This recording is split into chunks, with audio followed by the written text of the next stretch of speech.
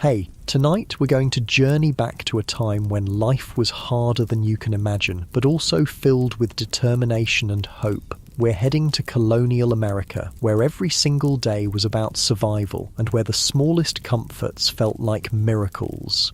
You'll experience what it was really like to wake up in a world without running water, electricity, or even glass windows. Hey, if you're enjoying these stories, I'd really appreciate a like or subscribe. I'm curious where you're listening from, so drop a comment with your location and what time it is there. Now, find a cozy spot. Take a slow, deep breath and let your body sink into comfort as we journey back in time together. Congratulations, you've just woken up in Colonial America, sometime in the early 1700s. The first thing that hits you isn't what you see, it's what you smell. There's wood smoke drifting through the air mixed with something earthier. Maybe it's the animals nearby, or perhaps it's just the general smell of a world where people rarely wash. Your nose wrinkles slightly, but you're already getting used to it. That's how the human body works, you know. It adapts faster than you'd think. The good news is you're alive and relatively healthy in an era where both of those things are pretty remarkable achievements. The bad news? Well, you're about to discover that almost everything you take for granted in modern life simply doesn't exist yet. But here's the thing that might surprise you. The people around you aren't miserable. They're just living the only life they know, and they've figured out ways to find joy even when things are tough.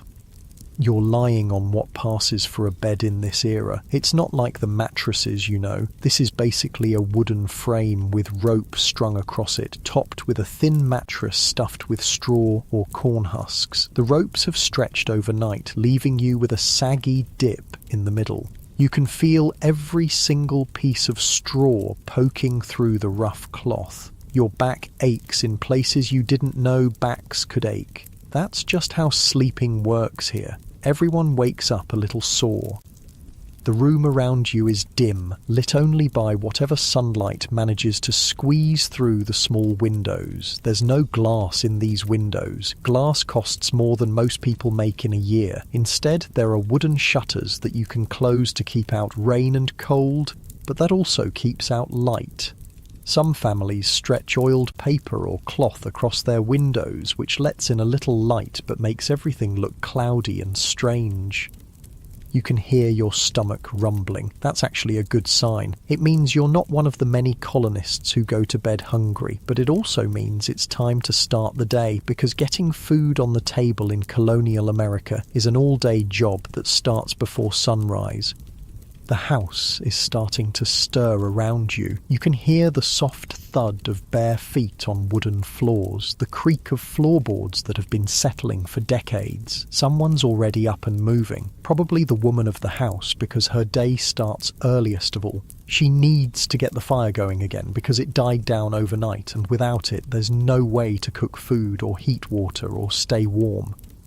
You swing your legs out of bed and your feet hit the floor with a shock. The floor is just packed dirt, hard as stone and cold as winter. Some wealthier families have wooden floors, but most people live with floors made of earth that's been pounded down until it's smooth and solid. It's actually surprisingly practical. Easy to sweep, and it doesn't cost anything to install, but it's always cold, and when it rains hard, sometimes water seeps up through the ground. The cold hits your body like a slap. There's no central heating here, obviously, and the fire that kept the house slightly warm yesterday evening has died down to glowing coals. You can see your breath in the air. Everyone's breath makes little puffs of steam in the morning, even in summer. In winter, people sometimes wake up to find frost on the insides of their windows and ice in their water buckets. You're wearing the same clothes you wore yesterday, and the day before, and the day before that. This isn't because you're lazy or dirty, it's because most people in Colonial America own exactly one set of everyday clothes, maybe two if they're lucky. There's one set for everyday work, and one set for church on Sundays. The fabric is rough and scratchy against your skin. It's usually made of wool or rough linen, woven by hand and sewn by hand with thick, uneven stitches designed to hold up under years of hard wear. Your clothes smell like wood smoke and sweat and general human living, but so does everyone else's, so nobody notices. That's one of those weird things about living in a time when everyone smells pretty much the same. Your nose just stops registering it as unusual. It's background noise, like the sound of cars in a modern city.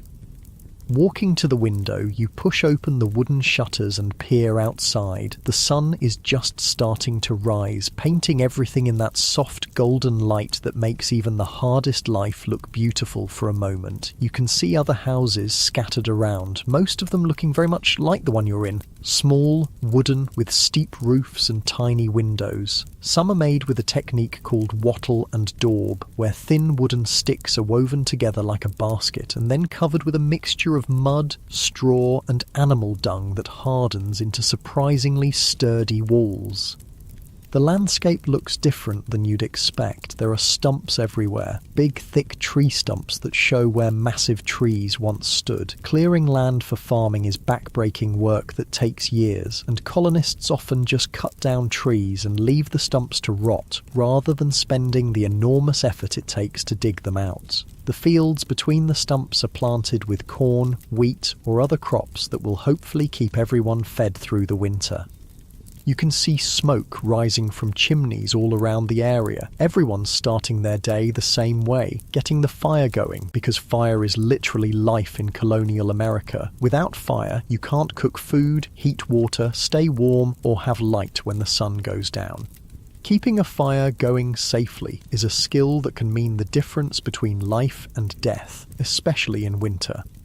The sound of chickens clucking and roosters crowing fills the air. Almost every family keeps chickens because eggs and the occasional chicken dinner are crucial sources of protein. You might also hear the lowing of a cow or the snorting of pigs. Animals aren't pets here, and they're walking food supplies, and they're often kept close to the house where they can be protected from wild animals and thieves. Your stomach rumbles again, louder this time. Time to think about breakfast, though breakfast is a generous term for what you're about to eat. Most colonial families start the day with something called mush. Basically a porridge made from cornmeal and water, maybe with a little milk if the cow is producing. If you're lucky, there might be a bit of molasses or honey to sweeten it, but sugar is incredibly expensive and most families rarely taste it. The woman of the house is already in the kitchen area, which isn't really a separate room, but just one end of the main room where the big fireplace is. She's building up the fire, feeding small sticks and kindling to the coals that she kept alive overnight. This is skilled work. If the fire dies completely, she'll have to walk to a neighbour's house to get live coals to restart it, because matches won't be invented for another century or so. You can hear the scrape of metal on metal as she hangs an iron pot over the fire. Everything about cooking here is heavy and hot and dangerous. The pots are made of thick iron that weighs more than you'd believe. The fire throws off sparks and unpredictable heat. Burns are incredibly common, and a serious burn can easily kill you because there are no antibiotics or modern medical care. Water for the mush has to be carried from somewhere else. Maybe a well, maybe a stream, maybe just a rain barrel where water is collected and stored. There are no taps, no pipes, no indoor plumbing of any kind. Every drop of water used in the house has to be carried in by hand, bucket by bucket. That makes you very conscious of how much water you use. Washing dishes means heating water over the fire and using as little as possible. The smell of the cornmeal porridge starts to fill the house as it cooks. It's not an unpleasant smell, earthy and warm and filling. Your mouth starts to water because your body knows that this simple food is going to have to fuel you through a day of hard physical work. There's no such thing as sitting around in colonial America. Everyone, including children, works from sunrise to sunset just to keep the family alive and fed. While the food cooks, you might hear the sound of someone else in the family starting their morning chores. Maybe it's the crack of wood being split for the fire, or the squeak of a door as someone goes out to check on the animals. Even young children have jobs: feeding chickens, gathering eggs, carrying water, or sweeping floors. There's always work to be done, and everyone's labour is necessary for survival. The house around you is small and simple, but it represents an enormous amount of work. Every piece of wood was cut by hand and shaped by hand. Every nail was made by a blacksmith, one at a time. The windows, if there are any real windows with glass, cost more than most people earn in months. Nothing here was mass-produced or came from a store. Almost everything was made by the family or traded for with neighbours. You're starting to understand something that modern people often forget. How much work it took just to survive in earlier times. Staying fed, staying warm, staying dry, staying healthy. These weren't things you could take for granted. They were daily challenges that required constant attention and hard work. But here's something beautiful about it. The people around you know how to do things that most modern people have never learned. They can build a house, grow food, preserve meat, make clothes, cure illnesses with herbs, and create useful tools from raw materials. They're incredibly skilled and self-sufficient in ways that might surprise you. The porridge is ready now. The woman of the house ladles it into wooden bowls. There are no plates as you know them. Most families eat from wooden trenchers, which are basically thick wooden boards with hollows carved out for food. Spoons exist, but forks are rare and knives are mostly for cutting, not eating. Most people eat with their hands or use pieces of bread to scoop up food. The mush is hot and filling, though not particularly flavourful. There's no salt unless the family can afford to buy it, and most seasonings are whatever herbs can be grown locally. But when you're hungry and facing a day of hard work, even plain food tastes good. Your body craves the calories and carbohydrates that will give you energy for the physical labour ahead. As you eat, you start to think about the day ahead. If you're lucky enough to live on a farm, and most colonists do, your day will be spent doing whatever work the season demands. In spring, that might mean ploughing fields or planting crops. In summer, it's weeding and tending the growing plants. In fall, it's harvesting and preserving food for winter. In winter, it's maintaining tools, spinning thread, making clothes, and trying to stay warm. The rhythm of life here follows the seasons and the sun. You go to bed when it gets dark because candles are expensive and firelight is dim. You wake up when the sun rises because there's no point lying in bed when there's work to be done. Your schedule is determined by the weather, the crops, and the animals, not by clocks or calendars. Outside, you can hear the sound of other families starting their days, children's voices as they do their morning chores, the thunk of an axe biting into wood, the squeak of a well rope as someone draws water, the sound of a cow being milked. These are the sounds of a community where everyone depends on everyone else for survival. And survival really is the key word here. You're living in a time when a bad harvest means hunger, when a harsh winter means death, when a simple injury can become infected and kill you. There are no hospitals, no grocery stores, no government programs to help when things go wrong. Families and communities have to take care of themselves and each other. But there's also something deeply satisfying about this life, even with all its hardships. When you grow your own food, build your own shelter, and make your own clothes, you have a connection to the basic necessities of life that most modern people never experience. You know exactly where your food comes from and how much work it took to produce it. You understand the value of simple things like a warm fire or a dry roof over your head. The porridge is finished now, and it's time to start the real work of the day. Your body feels heavy and warm with food, ready for whatever physical challenges lie ahead. The fire is burning steady and bright, promising warmth and the ability to cook dinner later. The sun is rising higher, bringing light and the promise of another day survived in this challenging but ultimately rewarding world.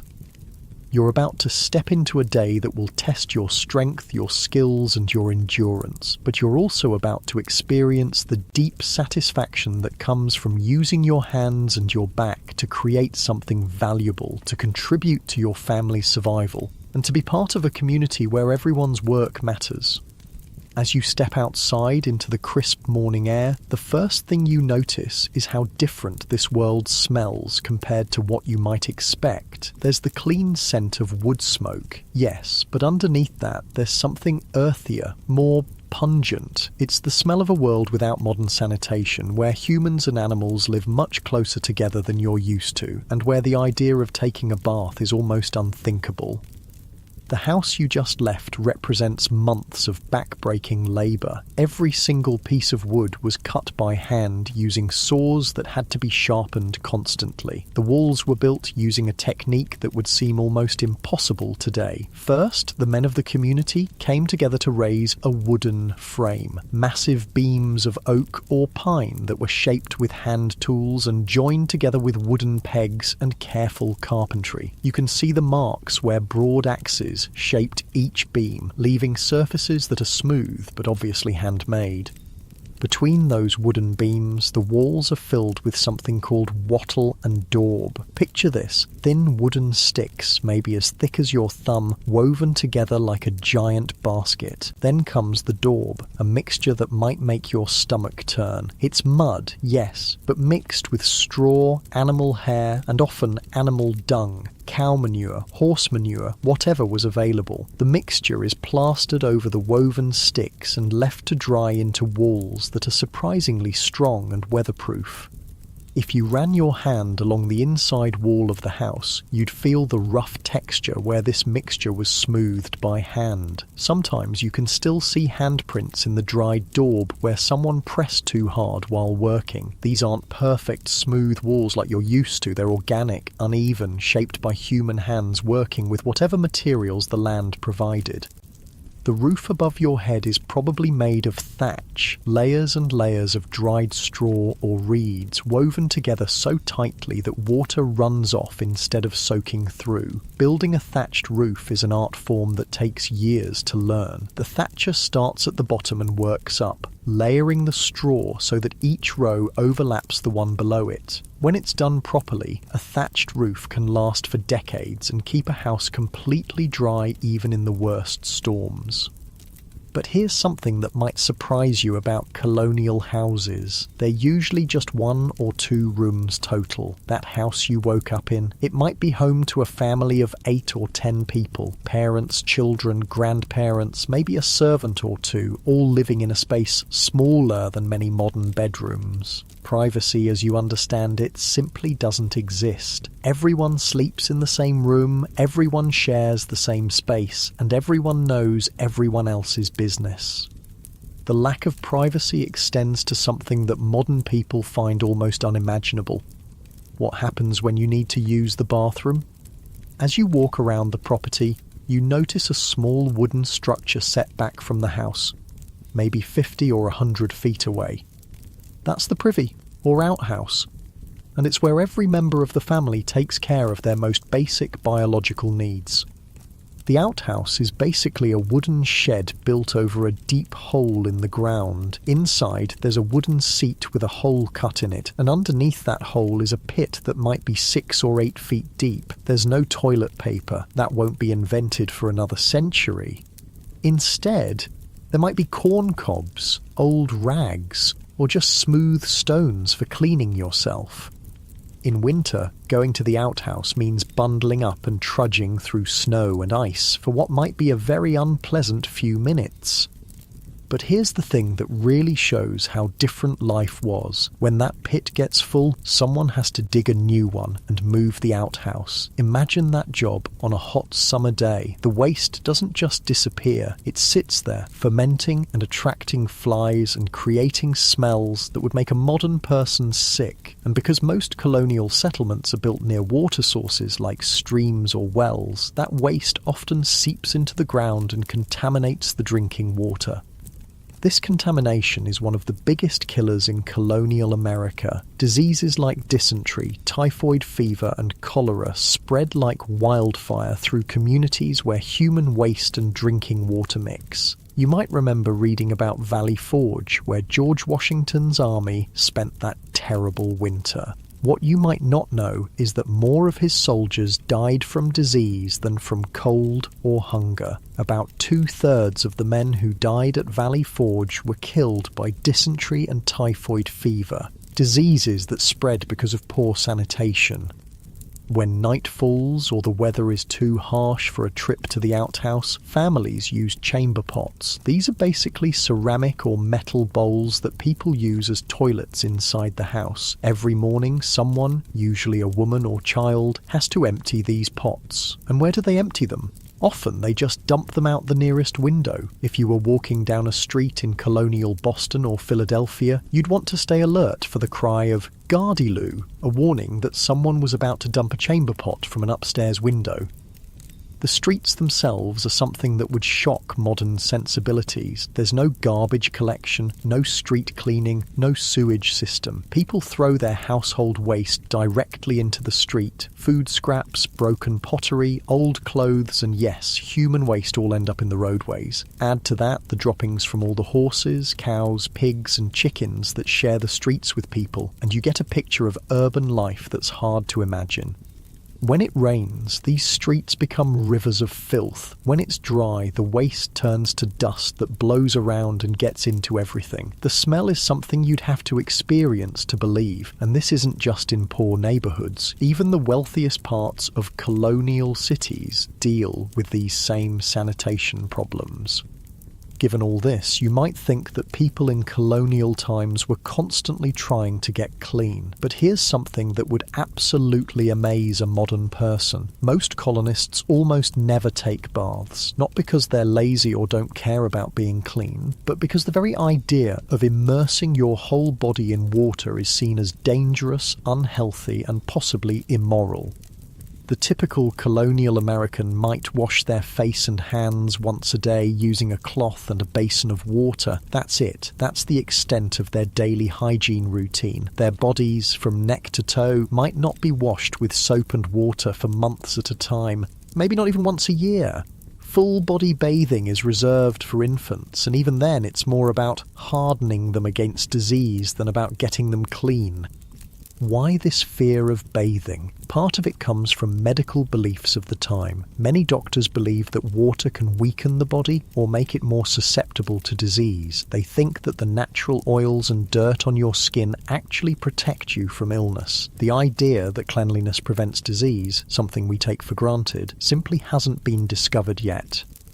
Religion plays a role too. Some religious leaders preach that too much attention to the body is vanity, and that suffering through discomfort is good for the soul. The Puritans, who have a huge influence on colonial culture, believe that cleanliness is important for moral reasons. But they mean clean clothes and tidy homes, not clean bodies.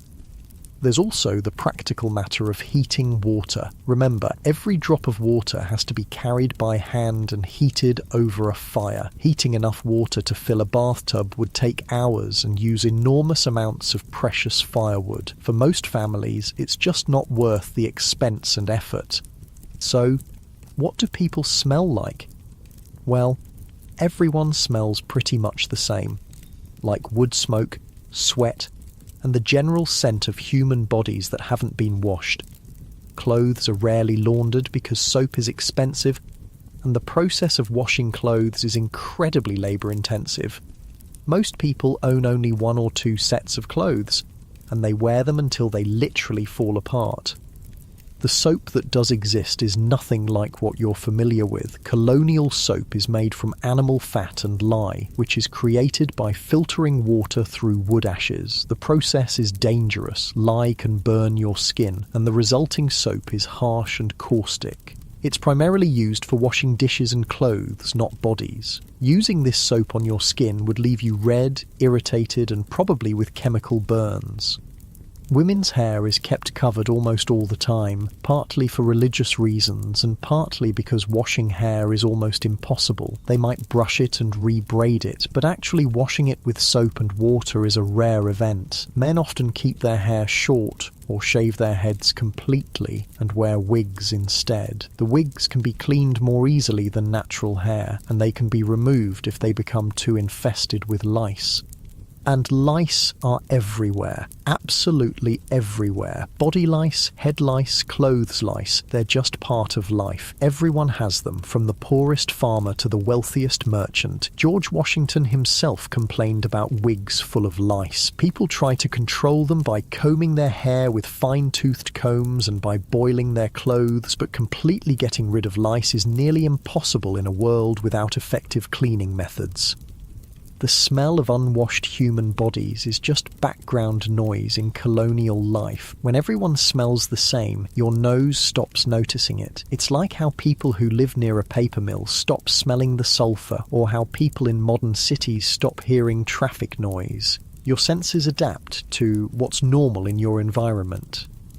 But the consequences of all this poor sanitation go far beyond just smells and discomfort. Disease spreads rapidly through communities where people live close together without proper hygiene. Smallpox, measles, influenza, and other contagious diseases can wipe out entire families or even whole settlements. Medical knowledge is primitive, and there are no antibiotics or vaccines. When someone gets sick, their family can only hope and pray and try whatever folk remedies they know.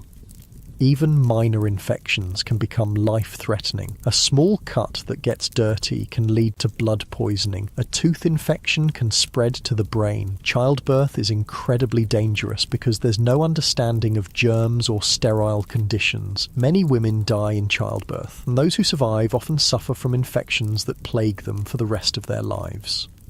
The irony is that people in colonial times often live closer to nature and get more physical exercise than modern people, which should make them healthier, and in some ways they are. They're usually stronger and more physically capable than people today, but the lack of basic sanitation and medical knowledge means they die young from diseases that would be easily treatable now.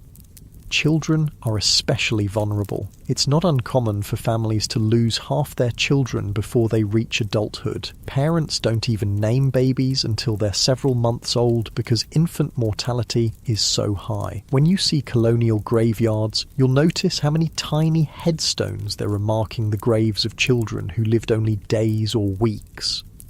Despite all these challenges, colonial families develop strategies for dealing with the realities of their time. They burn certain herbs to mask odours and hopefully repel insects. They change their clothes more often than they wash their bodies. They keep their living spaces as clean as possible, even if their bodies aren't clean by modern standards. And there's something to be said for the resilience this lifestyle builds. People in colonial times have incredibly strong immune systems because they're constantly exposed to germs and bacteria. Those who survive childhood are often remarkably hardy and able to withstand conditions that would make modern people seriously ill. The community aspect of colonial life also helps people cope with the hardships. When everyone faces the same challenges, there's a sense of shared struggle that brings people together. Neighbours help each other with difficult tasks, share resources during hard times, and provide emotional support when tragedy strikes. As you stand outside that colonial house, breathing in the morning air with all its complex smells, you're experiencing a world that's both harsher and more intimate than anything most modern people can imagine. It's a world where survival depends on community, where physical strength and practical skills matter more than book learning, and where the simple act of staying alive through another day is an achievement worth celebrating. The sun is climbing higher now, and the day's work is calling. Time to discover what it really means to earn your living with your hands and your back in a world where there are no shortcuts, no machines to do the work for you, and no safety net if you fail. The workday in colonial America begins the moment you can see your hand in front of your face, and it doesn't end until the last light fades from the sky. You're about to discover that staying alive in this era requires a level of physical effort that would exhaust most modern people within hours. Every single thing you eat, every piece of clothing you wear, every tool you use has to be created by hand from raw materials using techniques passed down through generations. Your empty stomach reminds you that the morning's cornmeal mush was just the beginning of a day centered around food, growing it, preparing it, preserving it, and constantly worrying about whether there will be enough to last through the winter. The difference between a good harvest and a bad harvest is literally the difference between life and death, and that knowledge shapes every decision a colonial family makes. If you're living on a farm, and remember, most colonists do, your day revolves around the endless cycle of agricultural work. Right now, in early morning, you can hear the sounds of animals that need tending. The cow needs milking, and that's usually a woman's job, though older children might help. Milking isn't the simple, peaceful process you might imagine from pictures. Cows in colonial times are smaller than modern dairy cows, but they're also more temperamental, and they give much less milk. The woman doing the milking sits on a low wooden stool beside the cow, holding a wooden bucket between her knees. Her hands work in a rhythm that she learned as a child: squeeze, pull, while the cow shifts and stamps and occasionally tries to kick. The milk comes out warm and frothy, and sometimes the cow decides she doesn't want to be milked and tries to step in the bucket or knock it over. Getting a gallon of milk might take an hour of patient, skilled work. That milk is precious beyond anything you can imagine. There's no refrigeration, so it has to be used quickly or turned into something that will keep longer. Some of it might be churned into butter, a process that involves putting cream in a wooden churn and agitating it for what feels like hours until the fat separates into solid butter and liquid buttermilk. Your arms would ache from the constant motion of working the churn paddle. Some milk gets made into cheese, which involves heating it gently, adding something acidic like vinegar to make it curdle, then pressing the curds in cloth to squeeze out the liquid whey. The cheese can be aged in cool cellars to last through winter months when the cow produces less milk or stops producing altogether. The eggs from the chickens need gathering too, and this is often a job for children. You'd carry a basket and search through the chicken coop, reaching carefully under hens that might peck your hand if they're feeling protective of their eggs. Chickens in colonial times aren't the plump, docile birds you see on modern farms. They're smaller, scrappier, more like wild birds, and they can be surprisingly aggressive when they want to be. But the real work of colonial life happens in the fields. If you're a man or boy, you'll spend most of your day doing agricultural work that would break the back of someone not used to it. Ploughing a field means walking behind a wooden plough pulled by oxen or horses, holding the handles and keeping the blade at just the right angle to cut through the soil. The ground is rough and full of rocks and roots, so the plough jumps and jerks constantly, sending shocks up through your arms and shoulders. You don't have neat, flat fields like modern farms. Colonial fields are full of tree stumps because cutting down trees is one thing, but digging out the massive root systems is almost impossible with hand tools, so farmers plant around the stumps and hope they'll rot away eventually. The fields are also full of rocks that have to be picked up by hand and carried to the edges to build stone walls. This rock picking is endless. Every spring, frost pushes new rocks up from deep in the ground. Planting is done by hand, seed by seed. Corn kernels are dropped into holes made with a pointed stick, a few kernels per hole, spaced far enough apart that the plants won't compete with each other. Beans might be planted between the corn rows so they can climb the corn stalks. Squash grows along the ground between the rows, creating what Native Americans call the three sisters. Corn, beans, and squash grown together in a system that helps all three plants thrive. The work is rhythmic and mindless in some ways, but also requires constant attention. Plant too shallow and birds will eat the seeds. Plant too deep and they won't sprout. Space them wrong and the plants will crowd each other out. Every movement has to be precise, and you're doing this for hours at a time, bent over in the sun with sweat stinging your eyes and dirt grinding between your teeth. Weeding the crops is even more tedious. Armed with a hoe, a wooden handle with a metal blade, you chop out weeds that grow between the crop plants. This has to be done regularly, all summer long, because weeds grow faster than crops and will choke them out if given the chance. You develop a rhythm: chop, step, working your way down endless rows while the sun beats down on your back.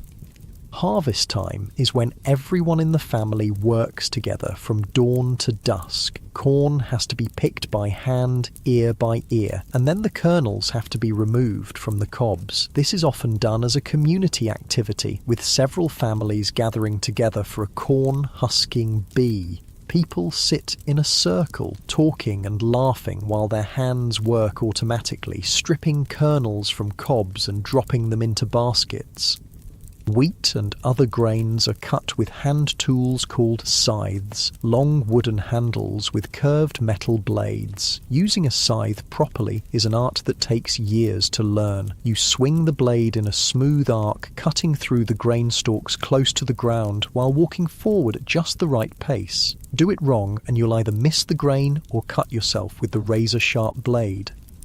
The cut grain has to be gathered into bundles called sheaves, then loaded onto carts and taken to a barn where it can be threshed, beaten with wooden tools called flails to separate the grain from the stalks. Then the grain has to be winnowed, which means tossing it in the air on a windy day so the lighter chaff blows away and the heavier grain falls into baskets. Food preservation is a constant concern because there's no way to keep things fresh for long. Meat gets smoked, salted, or dried into jerky. Vegetables are pickled in brine or vinegar. Fruits are dried or made into preserves with precious sugar or honey. Root vegetables, like turnips and carrots, can be stored in cool cellars buried in sand or straw to keep them from freezing or rotting. The smokehouse is a small building where meat is hung over smouldering fires for days or weeks. The smoke not only flavours the meat, but also preserves it by driving out moisture and creating chemicals that prevent spoilage. Tending a smokehouse fire requires skill. Too hot, and the meat cooks instead of smoking. Too cool, and it spoils before it's preserved. Making salt pork involves packing pieces of pork in barrels with layers of coarse salt. The salt draws out moisture and creates an environment where harmful bacteria can't grow. Salt beef, salt fish, these preserved foods can last for months and provide protein when fresh meat isn't available. While the men and boys work in the fields, women and girls have their own exhausting list of tasks that never end. Making clothes starts with growing flax for linen or raising sheep for wool. Flax has to be harvested, soaked in water until it rots slightly, then beaten and combed to separate the fibres. Sheep have to be sheared once a year, and their wool has to be cleaned, sorted, and prepared for spinning.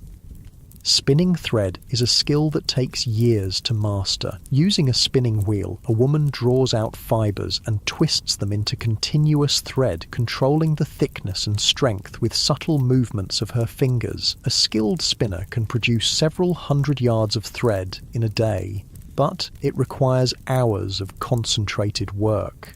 The spinning wheel makes a constant humming sound as the wheel turns, and women often sing or tell stories while they work to help pass the time. The thread then has to be woven into cloth on a loom, a wooden frame that holds parallel threads called the warp, while the weaver passes other threads called the weft back and forth through them. Operating a loom is like playing a musical instrument. Your hands and feet work together in complex patterns, and the rhythm becomes almost hypnotic after a while. But even after the cloth is woven, the work isn't done. Wool cloth has to be fulled, washed and beaten to make the fibres lock together and create a denser, warmer fabric. Linen has to be bleached by laying it out in the sun and dampening it repeatedly over weeks or months. Then, the cloth has to be cut and sewn into clothes using patterns passed down from mother to daughter.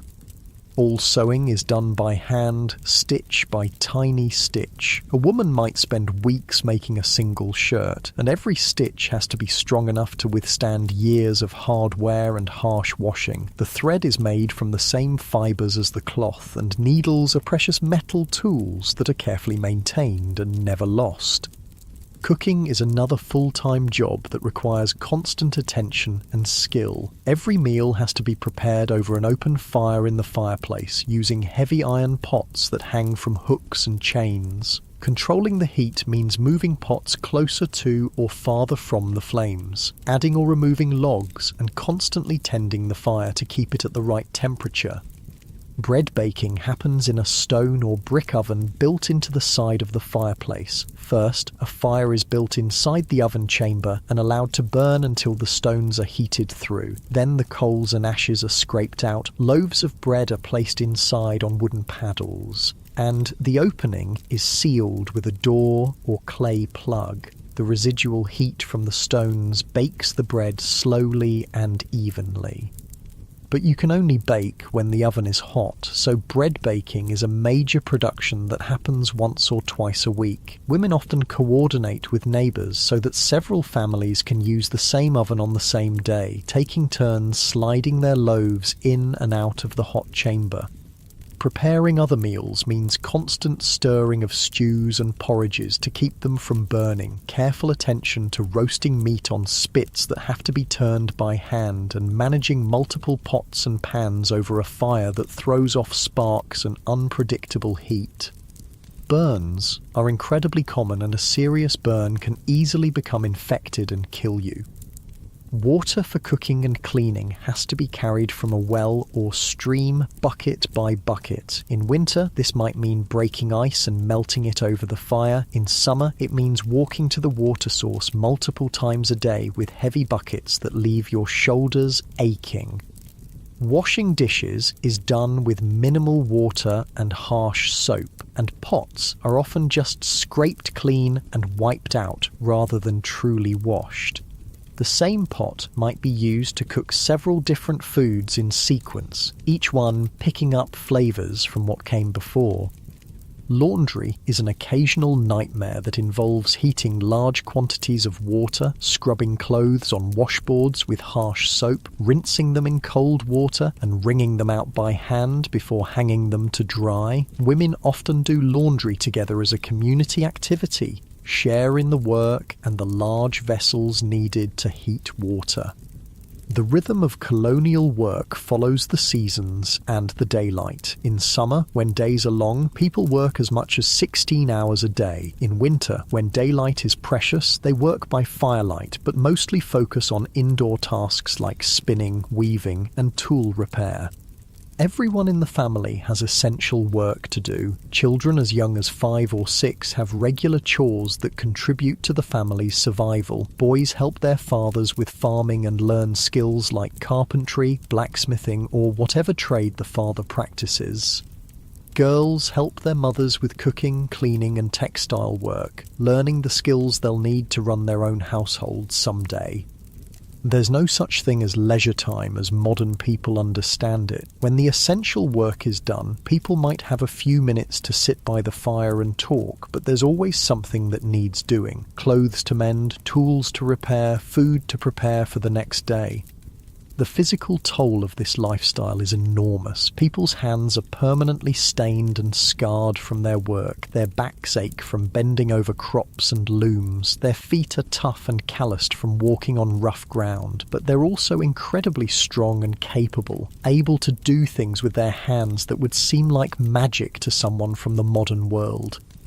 By the time evening arrives and the last light fades from the sky, you've worked harder than most modern people work in a week. Your body is exhausted, your clothes are dirty and sweat-stained, and you smell like wood smoke and honest labour, but you've also contributed something essential to your family's survival, and there's a deep satisfaction in that knowledge that helps ease the ache in your muscles as you finally rest. After a day of back-breaking work, you might think all colonists lived the same hard life, but colonial America is actually a world divided into very distinct social classes, each with their own daily rhythms, their own challenges, and their own completely different relationship to comfort and survival. Where you fall in this social order determines everything from what you eat for breakfast to whether you'll live in a mansion or a one-room cabin. Let's say you're fortunate enough to be born into the upper class, the wealthy gentry who own large plantations in the south or extensive land holdings in the north. Your morning begins very differently than the farmer's dawn we experienced earlier. Instead of rushing to milk cows and tend fires, you wake up in a bedroom that might actually have glass windows, letting in soft, filtered light that doesn't carry the bite of cold air. Your bed isn't a rope frame with straw. It's a proper wooden bedstead with a real mattress stuffed with feathers or down. The sheets are made of fine linen, smooth against your skin, instead of rough and scratchy. When you wake up, you don't immediately jump into yesterday's clothes. Instead, a servant, possibly an indentured servant or enslaved person, helps you dress in clothes made from imported fabrics cut by skilled tailors and sewn with tiny, precise stitches. If you're a wealthy man, your daily outfit might include a linen shirt with delicate ruffles, a waistcoat made of silk or fine wool, breeches that fit properly instead of hanging loose, and stockings made of silk instead of rough wool. Your shoes have actual buckles made of silver or pewter, and they're designed for walking on wooden floors rather than trudging through muddy fields. Wealthy women wear stays. That's the colonial version of a corset, made with strips of whalebone that shape their torso into the fashionable silhouette of the time. Over this goes a chemise of fine linen, then a petticoat, then the actual dress, which might be made of silk, imported from China, or fine wool from England. The colours are richer and brighter than anything a poor farmer could afford. Deep blues dyed with indigo, vibrant reds from costly cochineal, or elegant blacks that show they can afford to keep dark clothing clean. Both wealthy men and women often wear wigs made from human hair, carefully styled and powdered white. These wigs are expensive status symbols that require professional care. A good wig might cost as much as a poor family makes in a year, and maintaining it properly requires regular visits from a wig maker who cleans it, restyles it, and treats it for the lice that are still a constant problem even for the wealthy. The wealthy colonial's breakfast is a world away from cornmeal mush. There might be real tea imported from China, served in delicate porcelain cups that cost more than most people's monthly income. Coffee is another luxury import, served with actual sugar, white refined sugar that's been processed in the Caribbean and shipped north at enormous expense. The food includes fresh bread made from wheat flour instead of coarse cornmeal, butter churned from cream instead of the occasional scraping of fat, and maybe even fresh fruits or preserves made with that precious sugar. The wealthy don't do their own cooking. They have servants or enslaved people who tend the fires, prepare the meals, and serve the food on plates made of pewter or even imported china. The kitchen in a wealthy household might be a separate building to keep cooking smells and fire dangers away from the main house, connected by covered walkways where servants hurry back and forth carrying trays of food. These wealthy colonists live in houses that would amaze someone from the farming class. Multiple rooms, each with a specific purpose. A parlour for entertaining guests, a dining room just for eating, separate bedrooms for parents and children, and maybe even a library filled with books imported from Europe. The rooms have wooden floors instead of packed dirt, plastered walls instead of rough logs, and furniture made by skilled craftsmen rather than rough pieces knocked together from whatever wood was available. But here's something interesting about colonial society. Wealth doesn't necessarily mean comfort by modern standards. Even the richest colonist still lives without electricity, indoor plumbing, or central heating. They might have servants to tend their fires, but they still depend on fireplaces for heat and candles for light. They might eat off fine china, but they still eat with their hands or simple utensils. Their houses might be larger and better built, but they're still cold in winter and stuffy in summer. The middle class in colonial America, the middling sort as they call themselves, includes merchants, skilled craftsmen, successful farmers, and professional people like doctors and lawyers. These people work with their hands, but their work requires skill and education rather than just physical strength. A blacksmith, for example, needs to understand metals, fire, and complex tool-making techniques that take years to master. Walking into a blacksmith's shop, you'd be hit immediately by the intense heat radiating from the forge, a special fireplace designed to burn charcoal at temperatures hot enough to make iron glow white hot. The air shimmers with heat waves and sweat would start pouring down your face within minutes. The blacksmith works in this environment all day using heavy hammers to shape red-hot iron into horseshoes, nails, tools, and all the metal objects that colonial life requires. The rhythm of blacksmithing is hypnotic, the roar of the bellows forcing air into the fire, the ring of hammer on anvil, the hiss of hot metal being plunged into water to cool and harden it. A skilled blacksmith can judge the temperature of iron by its colour and know exactly when it's ready to be shaped. Too hot and it crumbles, too cool and it won't bend. The timing has to be perfect. Carpenters and cabinet makers work with hand tools that require incredible skill to use properly. A master carpenter can shape a piece of wood with an adze, basically a sharp blade mounted perpendicular to a handle, creating smooth, curved surfaces that look almost machine-made. They can cut precise joints that fit together perfectly without any nails or screws, using only wooden pegs and the natural properties of the wood itself. These skilled craftsmen often live above or behind their workshops in houses that reflect their status as neither wealthy nor poor. The furniture is well made but not fancy, the food is adequate but not luxurious, and the clothes are sturdy and well fitted but made from practical fabrics rather than expensive imports. City life in colonial America offers opportunities that don't exist in rural areas, but it also brings challenges that farm families never face. In cities like Boston, New York, or Philadelphia, you might wake up to the sound of church bells marking the hours, the rumble of cartwheels on cobblestone streets, and the calls of street vendors hawking their wares.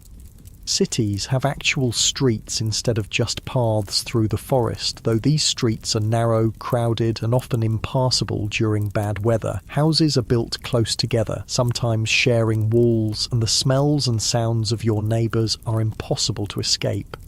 In summer, the concentration of people and animals creates odours that are overwhelming even by colonial standards. But cities also offer conveniences that rural colonists can only dream of. There are actual shops where you can buy goods instead of having to make everything yourself. A baker sells fresh bread daily, so you don't need to grind your own grain and tend your own oven. A tailor can make clothes to order if you can afford it. An apothecary sells medicines and exotic spices imported from around the world. Taverns serve as the social centres of colonial cities. These aren't just places to drink, they're where business is conducted, news is shared, and travellers find rooms for the night. Walking into a tavern, you'd be greeted by the smell of pipe tobacco, cooking food, and unwashed bodies, mixed with the sound of conversation, laughter, and maybe a fiddle being played in the corner. The tavern keeper serves beer, ale, cider, and stronger drinks like rum and whiskey. Colonial Americans drink alcoholic beverages with every meal, including breakfast, because alcohol is often safer than water in cities where wells might be contaminated. Even children drink small beer, a weak alcoholic drink that's less likely to carry disease than plain water.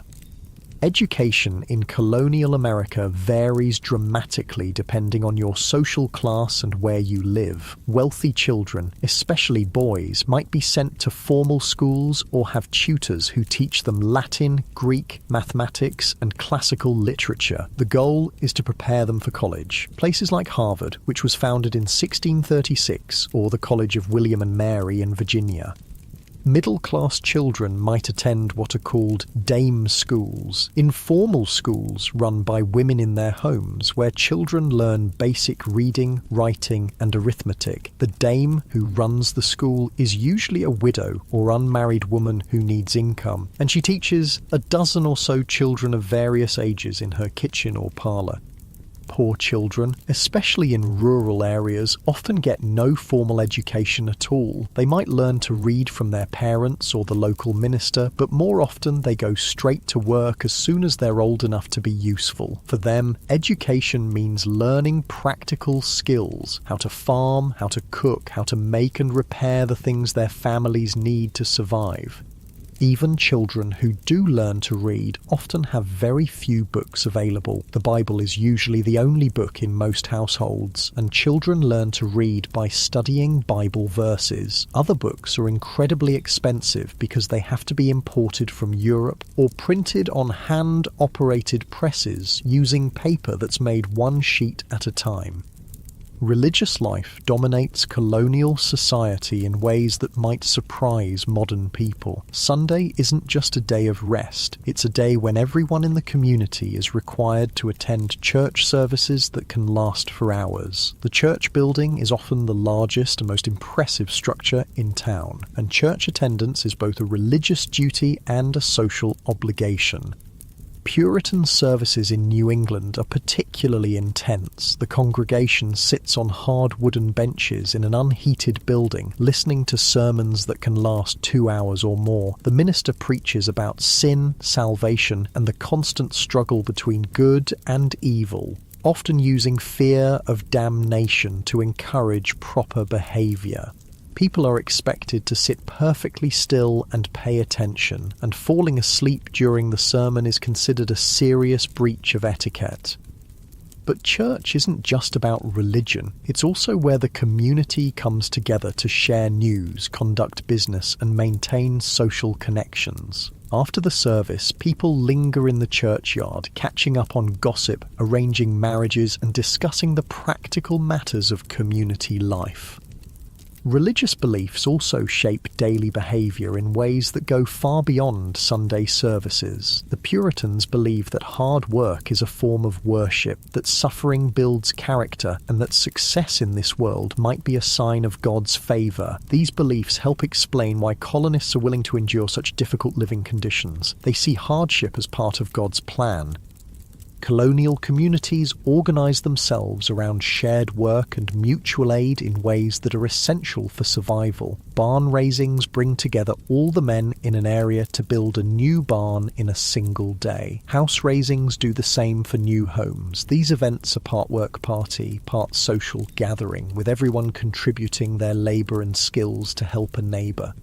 Quilting bees give women a chance to socialise while doing essential work. A group of women gather to work on a quilt together, their hands moving in practised patterns while they talk about their families, their communities, and their concerns. The quilts they create aren't just bed covers.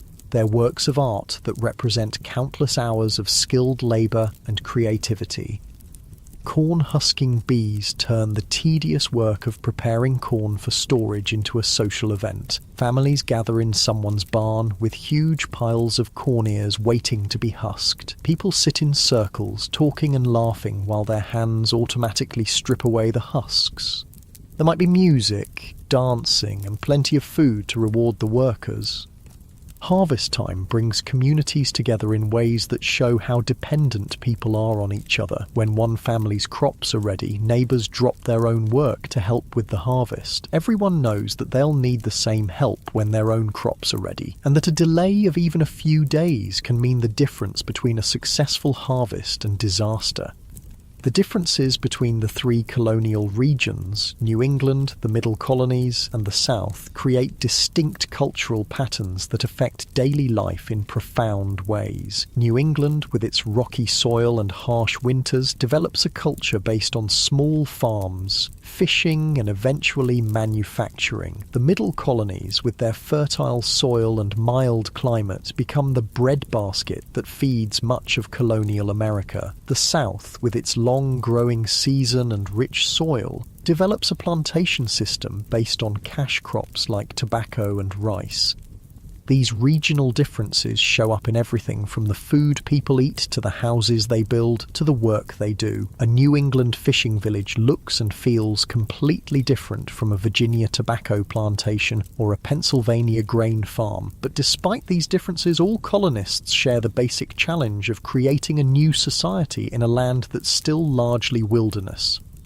The day is winding down now, and even in this stratified society where your birth largely determines your destiny, people from all social classes share certain experiences. They all depend on fire for heat and light. They all worry about disease and accidents that could end their lives without warning. They all live with the constant awareness that their survival depends on their own efforts and the support of their communities. As darkness falls and families gather around their fires, the social distinctions that matter so much during the day seem to fade a little. Rich or poor, city dweller or farmer, everyone faces the same basic human needs for warmth, food, shelter, and companionship. The flickering firelight creates a circle of warmth and safety that feels precious in a world full of danger and uncertainty. As winter settles over your colonial community, the harsh realities of life become even more apparent, but so do the remarkable ways that people adapt, survive, and even find joy in the midst of hardship. This is the season when the fragility of colonial life shows most clearly, when a simple illness can become a death sentence, when staying warm becomes a daily struggle, and when communities either pull together or fall apart under the pressure of survival. The approach of winter brings a different kind of work, the urgent task of preparing for months when the outside world becomes hostile and dangerous. You can feel the change in the air, that sharp bite that warns of frost coming soon. Every family knows that their survival through the coming months depends entirely on the preparations they make now, while there's still time. Food preservation becomes desperate, urgent work. The last vegetables from the garden have to be harvested before the killing frost hits. Root vegetables like turnips, carrots, and potatoes are carefully dug up and stored in root cellars, underground chambers that stay cool enough to prevent spoilage but not cold enough to freeze. These cellars are carved out of hillsides or dug beneath houses, lined with stones and covered with thick layers of earth and straw for insulation. The apple harvest brings both celebration and back-breaking work. Apples are one of the few fruits that can be stored for months if kept cool and dry, so every apple matters. Some are eaten fresh, some are dried in thin slices that can be stored in cloth bags, and many are pressed into cider. Cider isn't just a drink, it's a way of preserving the nutrition and calories from apples in liquid form that won't spoil as quickly as fresh fruit. Making cider involves crushing apples in wooden presses that require several strong people to operate. The juice that comes out is golden and sweet, but it doesn't stay that way for long. Without refrigeration, the natural yeasts on the apple skins quickly begin fermenting the juice into alcoholic cider. Within a few weeks, what started as sweet apple juice becomes mildly alcoholic, and after several months, it can be quite potent. This fermentation isn't an accident, it's a preservation method. Alcoholic cider keeps much longer than fresh juice, and the alcohol helps kill harmful bacteria that might make people sick. Colonial families drink cider with every meal, including breakfast, and even children drink watered-down versions. It's often safer than water, especially in areas where wells might be contaminated. But despite all their preparations, colonial families live with the constant knowledge that winter might bring disaster in forms they can't control. Disease spreads more easily when people are crowded together in small, poorly ventilated houses. A single sick person can infect an entire family within days, and without effective medical treatment, minor illnesses often become fatal. The medical knowledge available to colonists is a strange mixture of folk wisdom, religious belief, and theories that we now know are completely wrong. When someone gets sick, their family might try remedies passed down through generations. Herbal teas made from willow bark for pain, poultices made from bread and milk for infected wounds, or mixtures of honey and whiskey for coughs and sore throats. Some of these folk remedies actually work. Willow bark contains a compound similar to aspirin. Honey has natural antibacterial properties. Many herbs used in colonial medicine do have real medicinal effects, but the colonists don't understand why these treatments work, and they're just as likely to try remedies that are useless or even harmful. The few trained doctors available have medical theories that seem bizarre by modern standards. Many believe in the four humours, the idea that illness comes from imbalances between blood, phlegm, yellow bile, and black bile in the body. Treatments often involve trying to rebalance these humours through bloodletting, purging, or other methods that usually make patients sicker rather than better. Bloodletting involves cutting a vein and letting blood flow out into a bowl, based on the theory that many illnesses are caused by having too much blood. Doctors use sharp instruments called lancets to make the cuts, and they might take pints of blood from patients who are already weakened by illness. This treatment sometimes kills people who might have recovered on their own. Purging involves giving patients powerful laxatives or substances that cause vomiting, again based on the theory that illness comes from having too much of something in the body that needs to be expelled. These treatments leave patients dehydrated and exhausted, often making their conditions much worse. When someone needs a tooth pulled, and toothaches are incredibly common because dental care barely exists, they usually have to visit a barber, blacksmith, or other tradesman who has the tools and the willingness to attempt tooth extraction. There's no anesthesia, except possibly alcohol or opium if the family can afford it. The patient sits in a chair while the dentist grips the tooth with metal pliers and tries to pull it out, often breaking it and leaving infected fragments in the jaw. George Washington himself suffered from terrible dental problems throughout his life. Contrary to popular belief, his false teeth weren't made of wood. They were constructed from a combination of metal, ivory, and both human and animal teeth. These dentures were painful to wear and distorted the shape of his face, but they were the best dental care available to even the wealthiest and most powerful man in America. For most colonists, dental care means living with pain until teeth fall out on their own or become so infected that they have to be removed. Many people lose most of their teeth by middle age, which affects not only their appearance, but also their ability to eat properly and maintain adequate nutrition. The danger of infection from even minor injuries can't be overstated. A small cut that gets dirty can lead to blood poisoning that kills within days. Broken bones that puncture the skin almost always become infected. Childbirth, with its inevitable bleeding and tissue damage, is extremely dangerous for both mothers and babies. Women giving birth are attended by midwives, experienced women who have learned their skills through practice rather than formal training. These midwives know traditional techniques for dealing with difficult births, but they have no understanding of germs or sterile conditions. They might use the same tools and cloths for multiple births without cleaning them, unknowingly spreading infections that kill new mothers. Infant mortality is heartbreakingly high. Families often lose half their children before they reach adulthood. Parents don't even name babies until they're several months old because so many die within days or weeks of birth. When you walk through colonial cemeteries, you see row after row of tiny headstones marking the graves of children who lived only briefly. These constant threats to health and survival create a culture where people are deeply religious and fatalistic. They believe that life and death are in God's hands and that suffering is part of his plan. This belief system helps them cope with tragedies that would devastate modern families.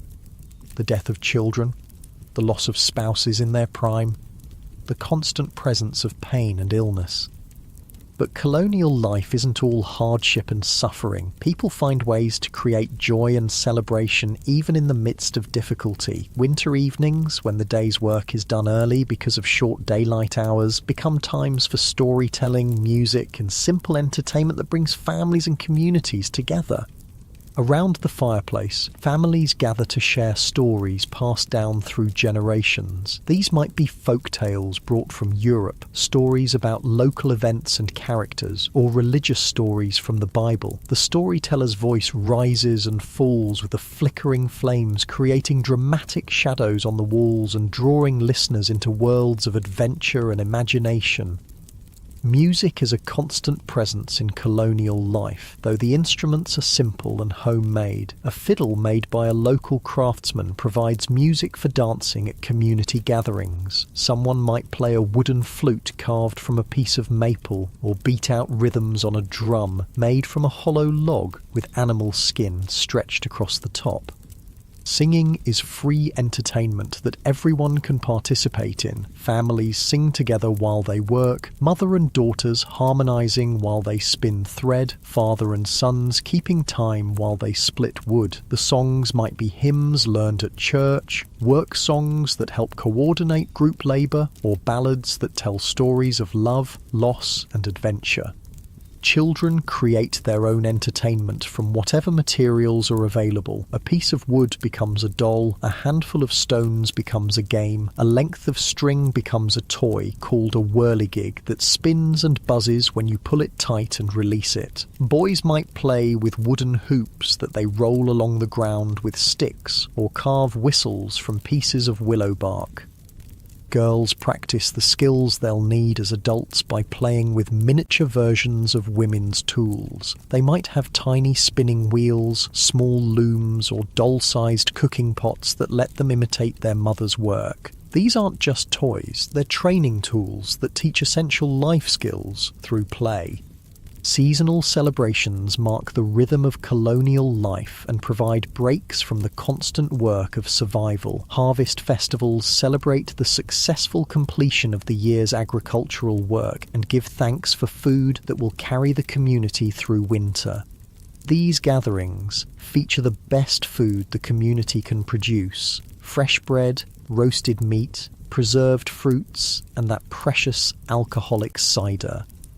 Christmas celebrations are quieter and more religious than modern holidays, focusing on church services and family gatherings rather than gift-giving. The Puritans actually disapprove of elaborate Christmas celebrations, viewing them as too close to Catholic traditions. But other colonial communities mark the season with special foods, decorations made from evergreen branches, and small gifts that family members make for each other. Spring brings celebrations of renewal and hope as communities emerge from the isolation and hardship of winter. The first green shoots appearing in gardens are cause for genuine joy after months of eating preserved and dried foods. The return of migratory birds, the blooming of fruit trees, and the warming of the soil all signal that the cycle of life is beginning again. But even as colonists adapt to the rhythms of their challenging life, larger forces are building that will eventually transform their world completely. The relationship between the American colonies and Great Britain is becoming increasingly strained over issues of taxation, representation, and control.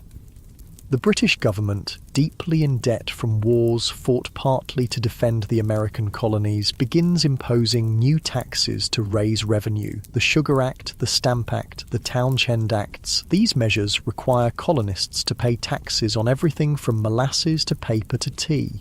But the colonists have no representatives in the British Parliament, leading to the famous cry of "no taxation without representation."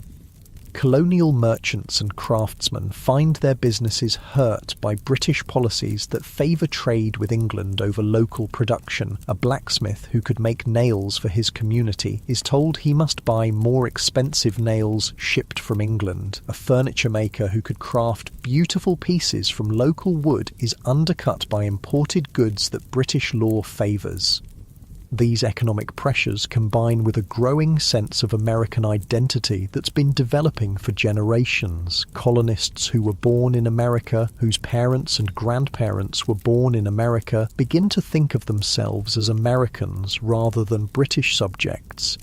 They've built communities, cleared wilderness, and created a new society through their own labour and sacrifice. The Boston Tea Party of 1773 represents the culmination of years of growing resentment. When British law gives the East India Company a monopoly on tea sales in America, colonial merchants who have been importing and selling tea find their livelihoods threatened. The dramatic response, dumping hundreds of chests of expensive tea into Boston Harbour, shows how far the relationship between Britain and America has deteriorated. The punitive measures that Britain imposes in response, closing Boston Harbour, revoking Massachusetts' charter, allowing British officials accused of crimes to be tried in England rather than America, convince many colonists that they can no longer count on fair treatment from the British government. As tensions escalate toward armed conflict, the daily life of colonists begins to change in subtle but significant ways. Women organise boycotts of British goods, refusing to buy imported tea, cloth or other products. They revive the domestic production of items they had been importing, spinning more thread and weaving more cloth at home rather than buying finished goods from England. Men begin organising militia units and practising military drills on village greens. These aren't professional soldiers, they're farmers, craftsmen and merchants who are learning to march in formation and fire muskets in coordinated volleys. They call themselves Minutemen because they pledge to be ready to fight at a minute's notice. The skills that colonists have developed through generations of hard living, self-reliance, practical problem-solving, the ability to endure hardship and strong community bonds turn out to be exactly what they need to fight for independence. People who can build houses, grow food, make tools, and survive harsh winters without outside help are well prepared to create a new nation without British support. When the revolution finally comes, it brings new hardships, but also new hope. The Continental Army suffers terribly during that winter at Valley Forge, but the soldiers who survive are largely colonial farmers and craftsmen who already know how to endure cold, hunger and discomfort. The women who support the war effort are already skilled at spinning thread, weaving cloth and managing households without imported goods.